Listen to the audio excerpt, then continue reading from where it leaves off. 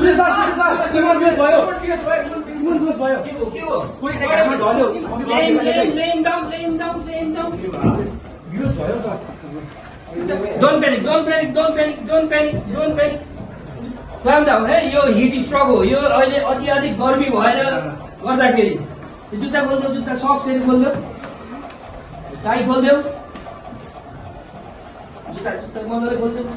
loose गरिदेऊ सबै कुरा टाई मजाले खोल्देऊ सिरानी राख भाइ सिरानी राख यो गर्मीले सर एकदम अति अधिक गर्मी छ अहिले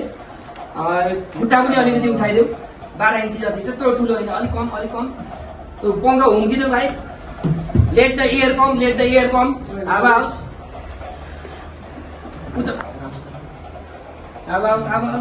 भाइ लु पानी बाउलमा लिएर आउने पानी लिएर आउने चिसो पानीले पुस्ने अलिकति पर जाने हावा आउन दिने एकदम हावा आउनुपर्छ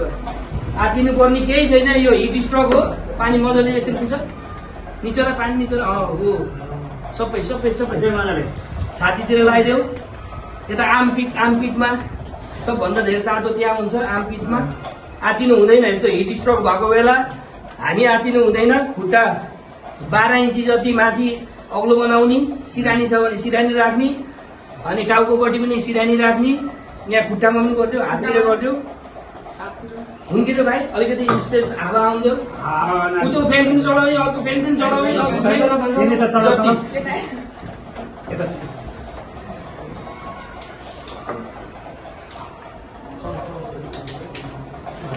एकदम उसलाई फ्री होस् कम्फर्टेबल हुन्किने सक्दो चाहिँ एसीमा राख्दाखेरि झनै राम्रो अलिकति ओपन स्पेसमा राख्ने हो यस्तो केसेसमा चाहिँ यो चाहिँ नभए गाह्रै हुन्छ है अब यसमा चाहिँ अब अझै पनि होस् आएन भने चाहिँ हामीले हस्पिटल लिएर जाने अथवा कसैलाई सम्पर्क गरेर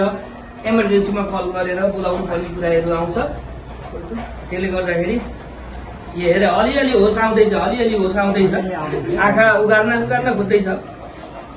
आँखा उगार्न खोज्दैछ यही होस आयो हो अलिक मजाले उठाइदेऊ भाइले उठाइदेऊ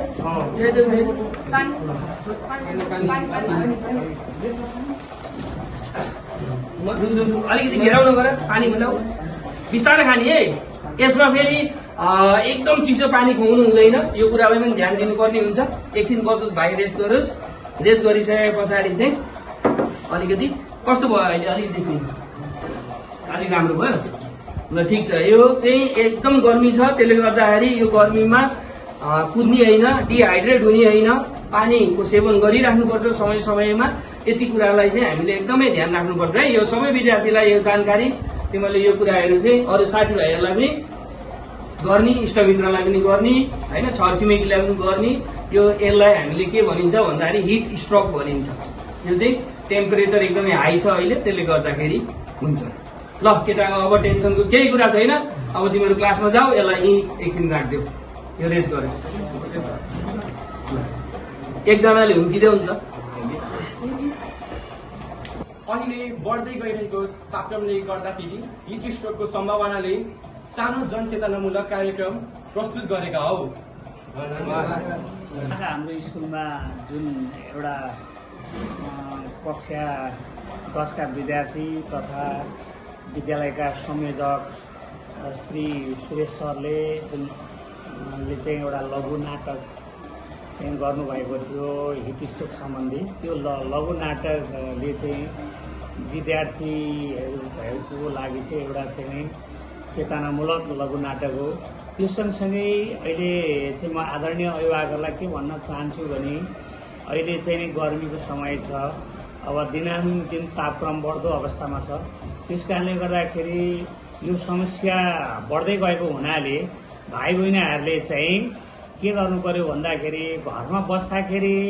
आदरणीय अभिभावकज्यूहरूले चाहिँ आफ्ना छोराछोरीहरूलाई चाहिँ बढी पानीको मात्रा चाहिँ दिनु होला पर्याप्त रूपमा त्यसमा पनि अब अहिले विद्यार्थीहरूलाई डिहाइड्रेसनको समस्या हुन सक्छ त्यसकारणले गर्दाखेरि पानीको मात्रा बढी बढाएर त्यो सँगसँगै अब तपाईहरुले चाहिँ त्यसै गरी बाहिर काममा जानु परे बाहिर चाहिँ छाता लिएर चाहिँ